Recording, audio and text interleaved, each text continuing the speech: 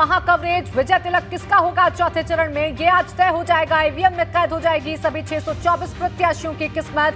लगातार एक एक खबर पर हमारी नजर बनी हुई है और इसके लिए मेरे साथ मेरी दो सहयोगी मौजूद हैं। डेटा सेंटर से हैं गुंजन दीक्षित, तो ब्रेकिंग सेंटर से अनु सिंह मेरे साथ मौजूद है।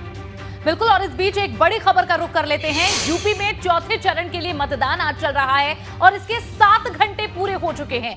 9 जिलों की जहां 58 सीटों पर वोटिंग हो रही है, 59 सीटों पर वोटिंग हो रही है और आज जहां वोटिंग के 7 घंटे अभी तक पूरे हो चुके हैं और लगातार वोटिंग परसेंटेज से भी आप सभी को रूबरू करा रखे हैं। दोपहर 1 बजे तक का ओवरऑल जो वोटिंग परसेंटेज है वो है 37.45%।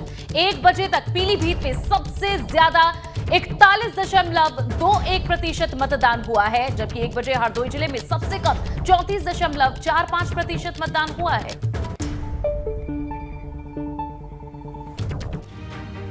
और लखनऊ जिले में 1 बजे तक का वोटिंग परसेंटेज क्या कहता है, ये भी जल्दी से जान लीजिए। 35.09% मतदान लखनऊ जिले में 1 बजे तक हुआ है। अलग अलग जिलों में जहां वोटिंग परसेंटेज की जानकारी, 9 सीटों पर लखनऊ जिले में मतदान अभी जारी है। बिल्कुल अनु, लखनऊ में 9 सीटें हैं और इन 9 सीटों पर 1 बजे तक का जो आंकड़ा है वोटिंग परसेंटेज है वो हमारे पास आ गया। जल्दी से अपने दर्शकों को बता देते हैं, ओवरऑल 35.09% मतदान हुआ है। इसके साथ साथ जो 9 सीटें हैं उनके बारे में भी बता दें कहां पर कितना मतदान हुआ।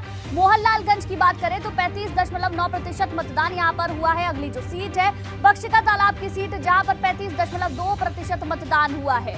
लखनऊ पूर्व की बात करें तो 1 बजे तक का यहां का आंकड़ा है 32.1%। मलिहाबाद सीट की बात करें तो यहां पर 37.7% मतदान हुआ है। लखनऊ उत्तर की सीट की बात करें तो 35.4% यहां पर भी मतदान हुआ है। तो 1 बजे तक का ये पूरा आंकड़ा हम आपको बता रहे हैं। कुल मिलाकर लखनऊ में 9 सीटें हैं। बाकी की 4 सीटों के बारे में भी जल्दी से आपको बता देते हैं। लखनऊ मध्य की सीट, जहां पर 32.5% मतदान हुआ है। लखनऊ कैंट की बात करें तो ये यहाँ का जो आंकड़ा है वो है 30.1%। Sarojini Nagar seat 36.4% voting percentage यहाँ से निकलकर सामने आया है। और लखनऊ पश्चिम की बात करें तो यहाँ का जो वोटिंग परसेंटेज है 1 बजे तक का वो है 38.7%। 1 बजे तक का वोटिंग परसेंटेज लखनऊ का हमने आपको बता दिया। वहीं लखनऊ में मुस्लिम धर्मगुरु मौलाना खालिद रशीद फिरंगी महली भी वोट डालने के लिए पहुंचे। उनसे बात की हमारे संवाददाता शैलेश अरोड़ा ने, आइए सुनवाते हैं आपको। हमारे साथ में इस समय मुस्लिम धर्मगुरु मौलाना खालिद रशीद फिरंगी महली साहब हैं जो मतदान के लिए आए हैं। मौलाना साहब, जानना चाहेंगे क्या मुद्दे हैं इस बार आपको लगता है चुनाव में जिस पर वोटिंग हो रही है? ये आवाम से हम लोगों ने यही अपील की है कि अपने वोट देने के हक़ का ज़रूर इस्तेमाल करें और मुल्क में जमहूरियत और डेमोक्रेसी को मजबूत करने की ज़िम्मेदारी हमारे आपकी हर शहरी की है और वो उसी वक्त हो सकता है जबकि वोटिंग परसेंटेज बढ़े। और आपने देखा कि अपने शहर में लखनऊ में वोटिंग परसेंटेज पूरी उम्मीद है कि बढ़ेगा। लोग बड़ी तादाद में वोट देने निकले हैं और जिन लोगों ने वोट नहीं दिया उनसे अपील है कि जल्द से जल्द वोट देने अपने घरों से बाहर आएँ। और जहाँ तक मुद्दों का सवाल है तो मुद्दे तामीर व तरक्की और डेवलपमेंट ही मुद्दा है और हम और आप और हर शख्स ये चाहता है कि हमारे बच्चों को एक अच्छा इन्वायरमेंट मिले, एक अच्छा माहौल मिले और बच्चों को रोज़गार मिले, बच्चों को अच्छी तालीम मिले और हर शहरी को अपने कॉन्स्टिट्यूशनल इख्तियारात पर हासिल हों और उसमें कोई रुकावटें पैदा ना की जाएँ। कैमरा सहयोगी प्रमोद के साथ शैलेश अरोड़ा, एबीपी गंगा, लखनऊ। देखिए, लखनऊ की 9 विधानसभा सीटों पर वोटिंग जारी है और वोटिंग को लेकर सुरक्षा के पुख्ता इंतजाम है। लखनऊ की जिला निर्वाचन अधिकारी अभिषेक प्रकाश से बात की हमारी टीम ने, आइए आपको सुनवाते हैं। हम इस समय देश के पहले ग्रीन पोलिंग बूथ पर मौजूद हैं और हमारे साथ में इस समय लखनऊ के डीएम और जिला निर्वाचन अधिकारी अभिषेक प्रकाश जी भी है। उनसे बात करेंगे। अपने आप में खास है ये बूथ, क्या खास ये इन्हीं से जानते हैं। सर, एक अलग तरह का कॉन्सेप्ट लेकर आप लोग आए हैं जिस तरह से, क्या मंशा रही इसके पीछे? देखिए, पहले तो मैं आपका स्वागत करता हूं इस ग्रीन बूथ में जो कि बूथ नंबर 259 है, AP Sen memorial girls college. और मैं बधाई दूंगा यहाँ के सारे टीचर्स, प्रिंसिपल्स और यहाँ के स्टूडेंट्स को, हु आर ऑल गर्ल्स, जिन्होंने दिन रात मेहनत करके पिछले 10 दिनों में इस ग्रीन बूथ को तैयार किया है। यहाँ इस ग्रीन बूथ में इस पूरे परिसर में 0 कार्बन एमिशन है। आपको कोई गाड़ी नहीं मिलेगी। गोल्फ कार्ट्स रखे गए हैं जो कि बैटरी चलित हैं। अगर कोई दिव्यांग मतदाता है या कोई एजेड है या कोई ऐसी महिला है जिनको चाहिए तो गोल्फ कार्ट में बैठ के आ सकती हैं। एक बग्गी भी रखी गई इस चीज़ को सिम्बलाइज करने के लिए कि हमें कार्बन एमिशन को 0 रखना है। आप अगर देखें तो यहाँ ऊपर सोलर पैनल्स लगाए गए हैं जिनके थ्रू बिजली की व्यवस्था भी, विद्युत लाइट की व्यवस्था की गई है। और इसे ग्रीन लुक इसलिए भी दिया गया है कि हमें अपने पर्यावरण के साथ साथ अपने लोकतंत्र को भी मजबूत करना है। देश का पहला अपने आप में इस तरह का बूथ है। जी हाँ, ये कॉन्सेप्ट हमने पहली बार यहाँ पे लॉन्च किया गया है, जीरो इमिशन ग्रीन बूथ, जहाँ पे ग्रीनरी के साथ साथ हम पर्यावरण के बारे में भी लोगों को जागरूक करें। हम इसमें जो भी चीज़ें यूज़ की गई हैं सब कुछ बायोडिग्रेडेबल है। वो जिला निर्वाचन अधिकारी अभिषेक प्रकाश जी जिन्होंने बताया कि इस ग्रीन बूथ की क्या खासियत है जो हमने आपको बताई, और इस ग्रीन बूथ पर आपने देखा कि किस तरह से हर तरफ सिर्फ हरियाली नजर आ रही है। कहीं ना कहीं एक तरफ मतदान तो दूसरी तरफ इसके साथ ही पर्यावरण संरक्षण का संदेश देने की एक अच्छी कोशिश। कैमरा सहयोगी प्रमोद के साथ शैलेश अरोरा, की गंगा, लखनऊ। और इस बीच एक और बड़ी जानकारी आपको दे देते हैं। हरदोई जिले में 1 बजे तक मतदान प्रतिशत कितना है, ये जल्दी से जान लीजिए। 34.45%। हरदोई जिले में 1 बजे तक का वोटिंग परसेंटेज। 8 सीटों पर मतदान जारी है। बिल्कुल अनु, इन 8 सीटों पर अलग अलग वोटिंग परसेंटेज क्या है वो भी अपने दर्शकों को बता देते हैं, क्योंकि ओवरऑल यहाँ पर मतदान 34.45% हुआ है। लेकिन हरदोई सदर सीट की बात करें तो यहाँ का जो वोटिंग परसेंटेज है वो है 38.1%। अगली जो सीट है उस सीट के बारे में बता दें, बिलग्राम की सीट पर 38% मतदान 1 बजे तक हुआ है। सांडी की सीट की बात करें तो 34.5% यहाँ पर वोटिंग परसेंटेज निकलकर सामने आया है। अगली जो सीट है सवाईसपुर की सीट, जहाँ पर 35.2% वोटिंग परसेंटेज निकलकर सामने आया है। अगली जो सीट है शाहबाद की सीट, यहाँ का भी आंकड़ा आ गया है और वो आंकड़ा है 35.4%। तो ये वोटिंग परसेंटेज हमने आपको हरदोई की सीट का बताया। बाकी की जो सीट है वो भी आपको बता देते हैं। संडीला की सीट पर 32% 1 बजे तक मतदान हुआ है। 6 घंटे का ये आंकड़ा है क्योंकि सुबह 7 बजे मतदान शुरू हुआ। बालामऊ की सीट की बात करें तो 32% यहाँ पर वोटिंग हुई है, माफ कीजिएगा 29% बालामऊ में हुई है। और गोपामऊ में जो वोटिंग हुई है वो आपको बता दें 32% हुई है। तो ये पूरा जो आंकड़ा है 1 बजे तक का निकलकर सामने आया है। नितिन हमारे सहयोगी ज्यादा जानकारी के साथ हरदोई से हमारे साथ बने हुए हैं। नितिन, हरदोई में अभी क्या तस्वीर है, क्योंकि 7 घंटे का वक्त निकल चुका है, 6 घंटे का वोटिंग परसेंटेज भी आ चुका है। देखिए बिल्कुल, देखिए हरदोई की सभी 8 सीटों पर बड़ी शांतिपूर्ण तरीके से मतदान हो रहा है। और इस समय मैं मौजूद हूँ, ये है कन्या जो आर्य कन्या पाठशाला इंटर कॉलेज, और नरेश अग्रवाल, नितिन अग्रवाल जो यहाँ के वीआईपी कैंडिडेट माने जाते हैं, बड़े फिगर हैं, उन्होंने भी इसी पोलिंग सेंटर पर अपने मतदान का मताधिकार का प्रयोग किया है।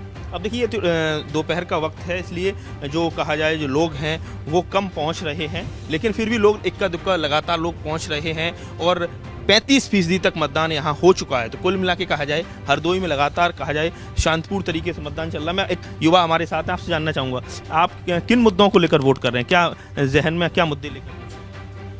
मुद्दे यही हैं भैया कि बेरोज़गारी ख़त्म हो, एम्प्लॉयमेंट बढ़े, और जो परेशानी में आदमी जी रहा है वो परेशानी खत्म। काल में और स्थिति खराब रही, स्थिति खराब हो गई, वो स्थिति थोड़ी सुधरेगी। मैं आपसे भी चाहूँगा थोड़ा आप आगे आइए कि आप वोटर हैं, एक मतदाता हैं, युवा मतदाता हैं, क्या सोच कर आए हैं वोट करने? यही बस सेम थिंग से भी अनएम्प्लॉयमेंट खत्म होना चाहिए। अनएम्प्लॉयमेंट, बेरोजगारी में बिल्कुल लगातार हरदोई की जनता इस बात को कह रही है। और भी लोग हैं, आप बताइए क्या नाम है आपका? शैलेश प्रताप सिंह। शैलेश जी, हरदोई की जनता के मुद्दे नहीं, मेन मुद्दा सबसे बड़ा मेरे लिए आरक्षण का, रिजर्वेशन जिसको बोलते हैं। और कोई पार्टी मुझे दिखाई नहीं पड़ रही, न चाहे सपा हो, चाहे कांग्रेस हो, चाहे बसपा हो, चाहे बीजेपी हो, जो आरक्षण पर किसी तरीके। देखिए हरदोई में वोटिंग जारी है। हरदोई से भाजपा प्रत्याशी नितिन अग्रवाल इस दौरान आपको बता दें कि मैदान में हैं। उनके पिता नरेश अग्रवाल का कहना है कि इस बार यूपी में भाजपा की सरकार बनेगी। हरदोई की राजनीति के धुरी हैं नरेश अग्रवाल। दशकों से यहाँ उनकी जो हरदोई सदर से वो विधायक रहे हैं, अब उनके बेटे विधायक हैं। सर, अब बीजेपी से आपके बेटे चुनाव लड़ रहे हैं नितिन, साइकिल दौड़ा रहे थे 17 में और अब कमल खिलाने लगे हैं, तो ये ऐसे हृदय परिवर्तन अक्सर अकस्मात कैसे हो? देखिए, जब हमारी किसी दल ने बेइज्जती की, मैंने विद्रोह किया, और अगर मैं विद्रोह करके जाता हूँ और बड़े दल हमको लेने को तैयार है, तो कुछ तो गुण हमें होंगे, न गुण होते तो कौन आजकल बहुत लोग पार्टी छोड़ जाते, कहाँ पार्टियों में जगह मिलती है। आज भी बहुत लोग ज्वाइन कर रहे हैं, बीजेपी पर ज्वाइन कर ले रहे हैं। वो प्रधानमंत्री जी से इसने मिला, अमित शाह जी ने हमसे कहा नरेश जी आप हमारी पार्टी में आ जाइए। मैं गया, मैंने कहा नेशनल पार्टी में रहूँगा तो कम से कम एक नाराज होगा तो दूसरा तो हम मना लेंगे। वहाँ तो अखिलेश जी नाराज हो गए, पूंजीपतियों ने फ़ोन कर दिया, एक फिल्मी हीरोइन के सामने हमको भेज दिया। मैं नाम नहीं लेना चाहता, ले सकते हैं आप, दिल खोल के बोल रहे हैं ना। जया बच्चन है शायद, बच्चन, सॉरी। हाँ, और मैं कहता था कि जया बच्चन जी सपा में और अमिताभ बच्चन जी प्रधानमंत्री की पैरवी कर रहे हैं, तो अगर ये 2 इंजन की सरकार अखिलेश को चलानी थी तो हम सीधे सीधे उस इंजन से जुड़ जाएं जो प्रधानमंत्री से जुड़ा हुआ है। अखिलेश जी तो कह रहे हैं कि 3 चरण हो चुके, 4था चरण चल रहा, शतक हो गया उनका तो, और बोला कि 5वें 6वें चरण तक तो वो सरकार बना ले। यहाँ शतक किसका? भाजपा का हो गया, वो समाजवादी पार्टी का साइकिल दौड़ रही है, सरपट दौड़ रही है। ये तो पिछली बार भी वो कह रहे थे, लेकिन अंत में आपने देखा कितनी सीटें आई हैं, 60 सीटें भी, जो बहुमत में रहा हो 60 सीटें ना पाई हो। आज वो सोच रहा है शिवपाल क्या उनके साथ रहे, उनको गलतफहमी है। शिवपाल को जिस तरह बेइज्जत किया, अभी भी वहां परिवार का झगड़ा है। हरदोई से नितिन उपाध्याय, एबीपी।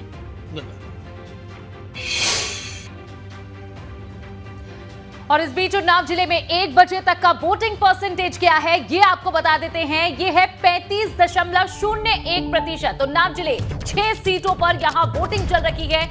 1 बजे तक का ये वोटिंग परसेंटेज है। बिल्कुल अनु, 6 सीटों पर क्या है वोटिंग परसेंटेज ये भी बता देते हैं, क्योंकि उन्नाव में 6 सीटें हैं। ओवरऑल 35.01% यहाँ पर मतदान हुआ, लेकिन उन्नाव सदर सीट की बात करें तो 33% यहाँ पर मतदान हुआ है। मोहान की सीट पर 38% मतदान हुआ है। भगवंत नगर की सीट 33.8%। इसके अलावा सफीपुर की जो सीट है वहां पर 37% मतदान हुआ है। आगे की जो सीट है वो भी आपको बता दें, क्योंकि कुल मिलाकर जो सीटें हैं वहां पर अलग अलग आंकड़ा सामने आ चुका है। अगली सीट पुरवा की सीट जहां पर 39.1% मतदान हुआ है, और बांगरमऊ की सीट की बात करें तो यहां पर 29.1% मतदान हुआ है। काफी कम यहां पर नजर आता है, क्योंकि 6 घंटे का ये आंकड़ा है। वहीं उन्नाव सदर विधानसभा से कांग्रेस प्रत्याशी आशा सिंह ने माखी गांव के प्राथमिक विद्यालय में बने मतदान केंद्र पर वोट डाला। इस दौरान हमारे संवाददाता रतीश त्रिवेदी ने उनसे बातचीत की। उन्होंने कहा प्रियंका गांधी ने उन्हें कांग्रेस का प्रत्याशी बनाकर बहुत बड़ा काम किया है। सुनिए क्या कुछ कहा। और उन्नाव सदर से कांग्रेस की प्रत्याशी हैं आशा सिंह, और कांग्रेस ने उन्हें उम्मीदवार बनाया है। हम बात करते हैं आशा सिंह से। आशा जी, वोट डाल दिया आपने? हाँ, डाल दिया सर। कि आपका चुनाव कैसा चल रहा है और क्या उम्मीद चल रहा है? सब उम्मीद हमारी है और सही चल रहा है। मेरा चुनाव प्रचार सही से हुआ। मेरे मतलब हम सब मिलके प्रचार चुनाव किया है। मेरे कांग्रेसी हैं, सब भाई बहन सब जुड़े हुए हैं। हम उनके साथ हमको बहुत अच्छा लगा। गांधी ने कह रखा है कि लड़कियों लड़ सकती हूँ, तो लग रहा है कि आपके साथ कांग्रेस पार्टी लड़ रही है। प्रियंका दीदी ने हमको टिकट दिया है, उनके लिए हम धन्यवाद करती हूँ, जो मेरा दुख मुसीबत समझ करके हमको टिकट दिया है। और वो मेरे साथ हैं, हम उनके साथ। अगर जीत होती है तो हम उनका हाथ मजबूत करेंगे। आशा सिंह अपनी बात को कहते हुए आगे बढ़ रही हैं। वोट कास्ट कर दिया है उन्होंने, सफीपुर विधानसभा के अंतर्गत आता है, वोट दे दिया है, लेकिन खुद उन्नाव सदर से प्रत्याशी हैं, वर्तमान विधायक पंकज गुप्ता के सामने हैं, और कह रही हैं कि प्रियंका गांधी ने उनका काफ़ी साथ दिया है। उन्हें उम्मीद है कि वो जीतेंगी और कांग्रेस भी उत्तर प्रदेश में अच्छा करेगी। उन्नाव से कैमरा सहयोगी पंकज निगम और आशीष गौड़ के साथ रतीश त्रिवेदी, एबीपी गंगा। तो 624 प्रत्याशियों की किस्मत आज ईवीएम में कैद हो जाएगी। मतदान जारी है और मतदान से जुड़ी हुई हर एक खबर लगातार एबीपी गंगा आप तक पहुंचा रहा है। मेरे तमाम सहयोगी मेरे साथ मौजूद हैं। डेटा सेंटर से गुंजन है, तो वहीं ब्रेकिंग सेंटर से अनु मेरे साथ हैं, जो लगातार पल पल की अपडेट्स, पल पल की बड़ी खबरें और जरूरी जानकारी आप तक पहुंचाने की कोशिश कर रही हैं। और विजय तिलक के लिए लगातार तमाम दिग्गज मैदान में उतरे हुए हैं, क्योंकि अभी कई चरणों के चुनाव बाकी हैं। इसी कड़ी में सुल्तानपुर में संबोधित कर रहे हैं मुख्यमंत्री योगी आदित्यनाथ। कोरोना में ऑनलाइन एजुकेशन की व्यवस्था होनी चाहिए, ऑनलाइन प्रिपरेशन की तैयारी होनी चाहिए, ऑनलाइन एग्जामिनेशन की तैयारी होनी चाहिए। कैसे होगा? हमारा नौजवान कैसे करेगा? लेकिन उन्होंने चुनाव आयोग को कंप्लेंट किया है और हमने तय किया है, अभी तो 1 करोड़ नौजवान को दे रहे हैं, 10 मार्च के बाद प्रदेश के 2 करोड़ नौजवान को देंगे टैबलेट और स्मार्टफोन। और जो खर्चा आएगा, डिजिटल एक्सेस का जो खर्चा आएगा, वह मां बाप के ऊपर नहीं पड़ेगा, उसको भी सरकार स्वयं वहन करेगी। भाइयों बहनों, कोरोना कालखंड है। फ्री में टेस्ट, फ्री में उपचार, फ्री में वैक्सीन। वैक्सीन कितने लोगों ने लिया है? वैक्सीन का पैसा तो नहीं लगा, फ्री में मिला है ना। याद रखना, अगर सपा बसपा या कांग्रेस की सरकार होती, ये सब ब्लैक हो जाती, सब बाजार में बिक जाती। फ्री में वैक्सीन, सबको वैक्सीन। और भाइयों बहनों, डबल इंजन की सरकार है ना, तो राशन भी 2 बार मिल रहा है कि नहीं मिल रहा है? और राशन के साथ दाल, रिफाइंड तेल, नमक, ये सभी मिल रहा है ना? अच्छा मुझे एक बात बताओ, आपके यहां बिजली आती है कि नहीं आती है? आ रही है?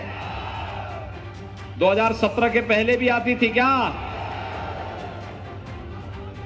भाइयों बहनों, मैं आपसे पूछना चाहता हूं, ये समाजवादी पार्टी और बहुजन समाजवादी पार्टी के लोगों से पूछो कि सरकार तो प्रदेश वही, तंत्र वही, लेकिन भाइयों बहनों उनसे पूछना चाहता हूं, उनसे पूछा जाना चाहिए, प्रदेश वही, तंत्र वही, क्यों सरकार बदली है? पहले लोग प्रदेश की जनता को राशन के लिए, बिजली के लिए तरसाते थे। आज भाइयों बहनों मैं आपसे कहूंगा, आज इनको वोट के लिए तरसा दीजिए। आज इनको जवाब दीजिए। इनके समय में नहीं मिलता था, भारतीय जनता पार्टी की डबल इंजन की सरकार आपको सारी सुविधा दे रही है। और भाइयों बहनों, कारण है आज एक्सप्रेसवे बन रहा है, मेडिकल कॉलेज बन रहा है, फ्री में राशन, फ्री में वैक्सीन, हर घर बिजली, हर घर नल की योजना भी आ रही है। और अभी